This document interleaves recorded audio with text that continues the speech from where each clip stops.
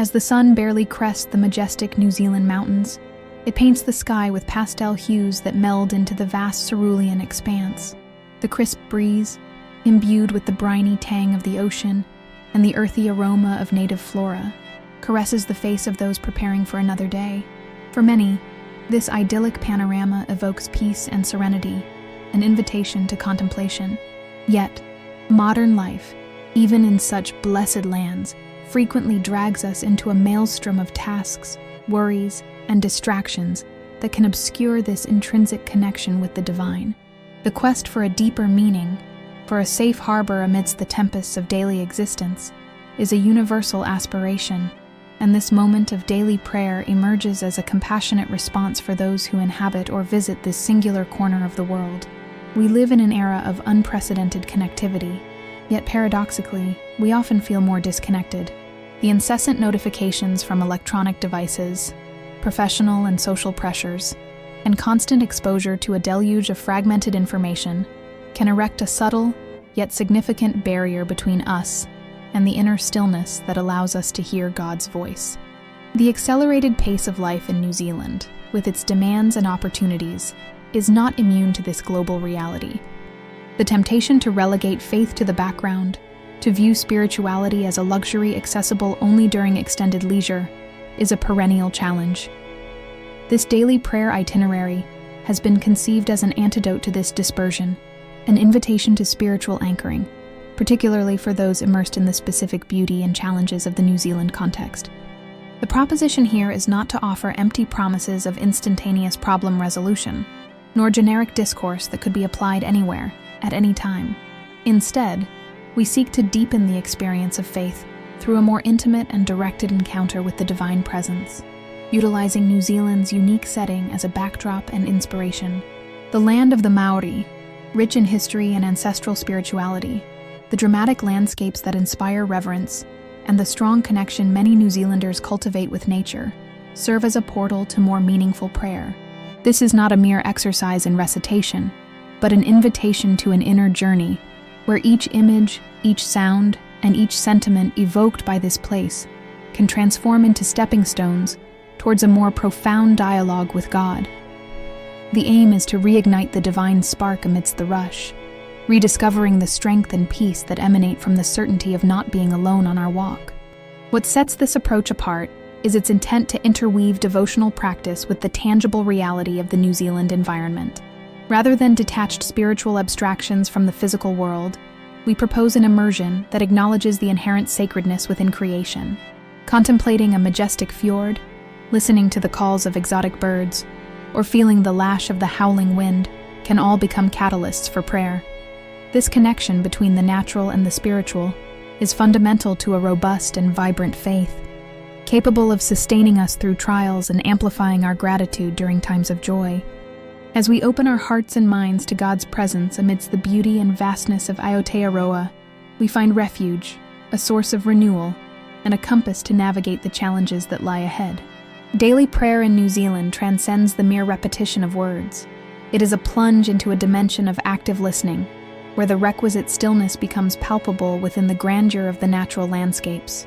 Consider the silent expanse of Milford Sound at dawn, where the subtle cascade of a waterfall fades amidst the pristine reflection of mountains on the water. It is in this profound quietude, punctuated by the pure sounds of nature, that the inner voice, often drowned out by urban clamor, can emerge. This listening is not passive. It demands a willingness to silence the incessant internal dialogue, to still the mind preoccupied with to-do lists and financial anxieties. It is about cultivating a receptivity that allows spiritual truths to resonate, like a gentle echo in a canyon. In approaching prayer, we now focus on the nuances of practical application in specific everyday situations for New Zealand residents or visitors. Picture yourself confronting an unexpected professional challenge, perhaps during an important meeting in Auckland, or an agribusiness project in the Canterbury region. The temptation will be to rely solely on logic and accumulated experience. However, prayer in this context invites a strategic pause before reacting. It is a moment to seek divine discernment regarding the next steps, to ask for clarity and wisdom that transcend purely analytical thought. It is as if, amidst the turbulence of a project, you could access a celestial map, guiding your decisions with a broader, more peaceful perspective.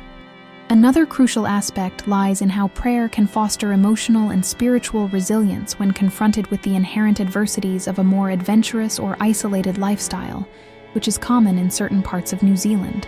Consider the experience of a solo traveler exploring the remote tracts of Fiordland, facing a sudden change in weather or an unforeseen event that triggers anxiety. Prayer, in such a moment, is not a plea for the danger to magically dissipate, but rather an internal fortification. It is the pursuit of courage to face the situation with serenity, the conviction that a higher power is guiding one's steps, even when the path becomes arduous. It is the internalization of a peace that is independent of external circumstances, akin to the solid rock that withstands the fury of the sea on the west coast. Furthermore, daily prayer acts as a catalyst for deepening interpersonal relationships, a vital element in any community. In smaller villages, where interdependence is more pronounced, or even in large urban centers where loneliness can take root, the act of praying for others becomes an act of love and connection. By lifting thoughts and feelings on behalf of family, friends, colleagues, or even strangers encountered along one's journey in New Zealand, one weaves an invisible web of support and empathy. This practice broadens individual awareness beyond personal needs, fostering a sense of unity and collective responsibility, mirroring the harmony observed in integrated ecosystems, such as native forests. Immersion in the practice of gratitude, as an intrinsic component of daily prayer in New Zealand, offers a new dimension of spiritual enrichment. Instead of focusing exclusively on petitions or the search for guidance, concentrating on what one already possesses and the unfathomable generosity of the Creator, even amidst difficulties, transforms one's perspective. Consider the austere beauty of a cold morning in the South Island, where the air is crisp and the landscapes may appear desolate. Rather than lamenting the cold or the apparent scarcity, gratitude arises from recognizing the purity of the flowing water, the resilience of flora adapted to such conditions, and the persistent life force. It is an invitation to shift focus from absence to sufficiency, from deprivation to subtle abundance, finding reasons to be thankful in the most fundamental truths of existence. Another vital layer to explore is the application of daily prayer in New Zealand as a means of cultivating humility and reverence in the face of creation's sheer magnitude, especially when confronted with the natural forces that characterize this land.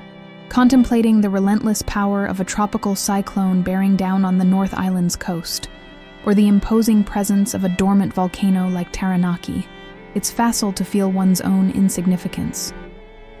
Prayer here, thus, manifests as an act of willing surrender, a recognition that we are not the absolute arbiters, but rather a component within a grander, more potent system. This humility is not synonymous with weakness. Rather, it is an acknowledgement of truth, a wellspring of equanimity that arises from accepting our limitations and trusting in divine sovereignty. Now consider how this perception might impact your interactions.